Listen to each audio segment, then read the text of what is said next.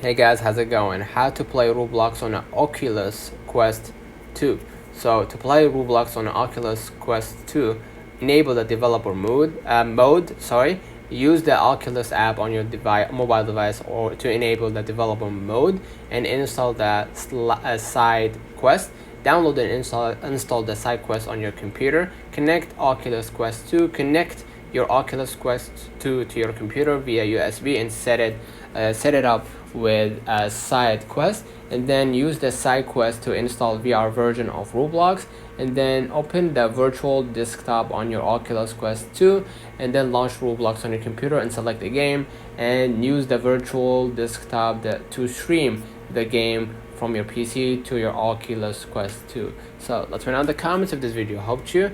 Don't forget to like and subscribe, and thank you for watching.